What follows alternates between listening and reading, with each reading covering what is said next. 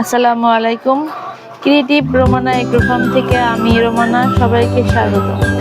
কেমন আছেন? আশা করি সবাই ভালো আছেন, আলহামদুলিল্লাহ। মুরগি খামার করতে এসে সবাই কম বেশি সমস্যায় ভুগি আমরা। ডিমের প্রোডাকশন হোক, মুরগি সুস্থ থাকা হোক, অনেক সমস্যা।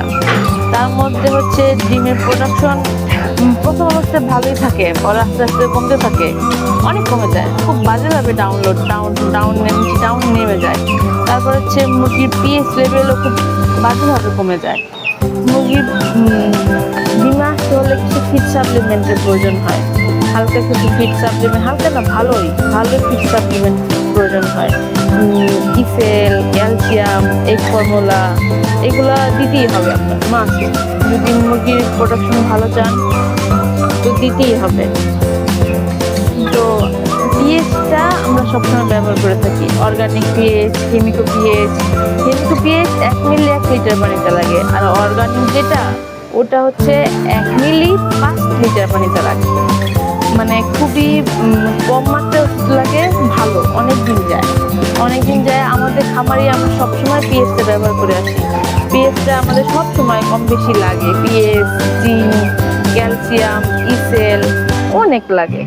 তো আমরা অর্গানিক পিএইচটা নিয়ে চেষ্টা করব, ওটা অনেক ভালো পিএইচ। হেমিকো পিএইচটা অনেক ভালো, কম বেশি সবই ভালো, কিন্তু হেমিকো পিএইচটা 1 মিলি 1 লিটার পানিতে লাগে।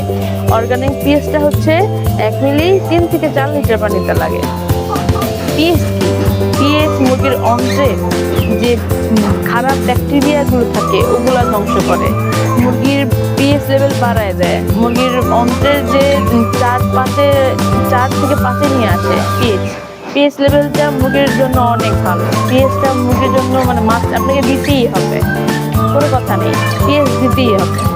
আর ফিড সাপ্লিমেন্টের কথা যদি বলি, ফিড সাপ্লিমেন্ট দিতেই হবে, জিঙ্ক, ক্যালসিয়াম, ইসেল, AD3, এগ ফর্মুলার অনেক গুণ আছে। এগ ফর্মুলা চালাইলে আপনার ডিমের কোষটা শক্ত হয়, ডিমের প্রোডাকশন বাড়ে, মুরগি সুস্থ থাকে। এগুলোর মধ্যে অনেক মানে বিভিন্ন রকমের ভিটামিন মিনারেল দেওয়া থাকে।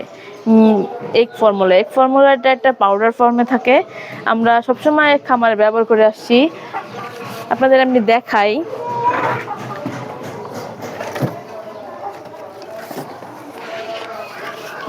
এই যে এগ ফর্মুলা,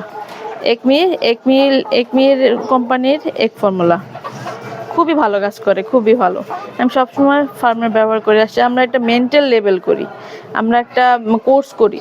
সর্বপ্রথম অনেকগুলো কোর্স আছে, আপনাদের আমি একটা লিস্ট করে আপনাদের দেখাবো না, সব বোঝানোর জন্য একটা লিস্ট করে আপনার দেবো শীঘ্রই ইনশাল্লাহ। তো আশা করি সবাই ভালো থাকবেন, সুস্থ থাকবেন, দোয়া করবেন।